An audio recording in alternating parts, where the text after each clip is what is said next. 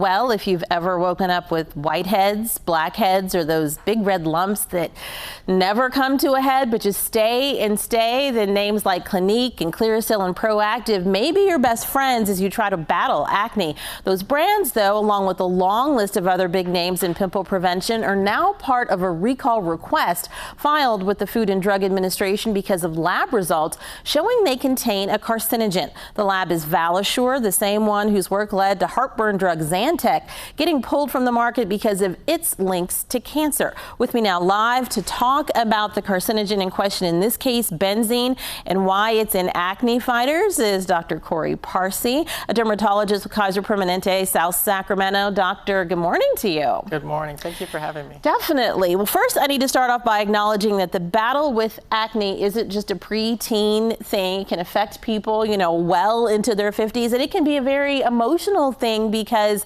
these are not so attractive, often painful things that show up on your face or your chest or your back. They affect your appearance and thus your self-esteem. And that said, when you heard about these allegedly high levels of benzene found in some of the best known acne fighters on the market, what did you think? This is really just blowing the mind of the dermatology world, right? Absolutely. I mean, whenever you hear about a carcinogen being involved in a product that's used by tons of consumers, there's cause for concern. But I think hopefully I can alleviate some of that fear and concern because when we look closer at the study report, we found that the levels of benzene got to a high level after a long period under high temperature storage. So it's not what we would typically do in our day-to-day lives. So this is not like somebody who just happens to have a tube of something in, say, their gym bag on a day when it's starting to heat up like this. This might have been in the back of your closet for like a long time. Correct, yeah. Okay. So they actually heated benzoyl peroxide products to 158 degrees and left it at that temperature for 18 days. Okay.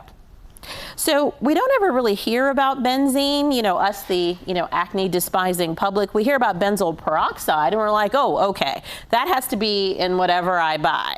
What does benzoyl peroxide do exactly? Because it's the benzoyl peroxide that can decompose into this benzene. Correct, yes. So benzoyl peroxide has been used for decades to treat acne patients and works pretty well. It's actually one of our best acne treatments. It has several properties, one being basically an antimicrobial. Okay. It also has some anti-inflammatory properties. And the combination of those effects basically helps to, in most cases, diminish pimples and large whiteheads. Okay. All right. Which is what everybody wants if you're trying to fight acne. Now, as we just mentioned, the claim here is that benzoyl peroxide is decomposing into the carcinogen benzene, stimulated to do so by how the products are formulated. But as you pointed out, has to be at this high heat for like a long time. Benzene is a group 1 carcinogen like asbestos, which people don't think of something that you put on your face being like asbestos. And it's in gasoline, it's in tobacco smoke. The Centers for Disease Control and Prevention says in high amounts it can even cause leukemia. Now, it's allowed in some of these topicals at a certain level, but this Valisure study showed that sometimes we got up to 12 times that amount. What about that decomposition? Are you concerned that it could also happen in other sorts of scenarios and just not at this high heat?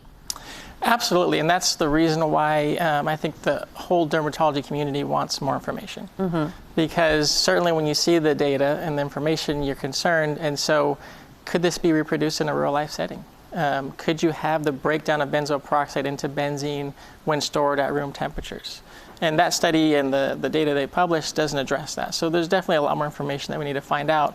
One other point with the information that Valisure released, they did say that at baseline, so before exposing these products to high heat, they found certain levels of benzene in some of the products.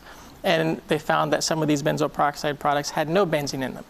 They didn't say which products they detected it in or at what levels. Okay. So again, it's a lot more that needs to come out about this. And we want to point out, we know Valisure works with Kaiser in some instances to vet some of the medications that get used throughout the system. Now, the FDA has not yet decided what to do about Valisure's findings and requests, but finding something that actually works for you is a very important thing. So what is your last bit of advice before we run out of time to someone who's just like, I'm not sure what could be going on here. Should I use this? Should I not?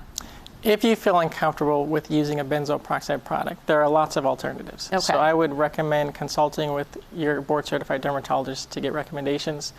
And as I recommend with all personal care products, check expiration dates.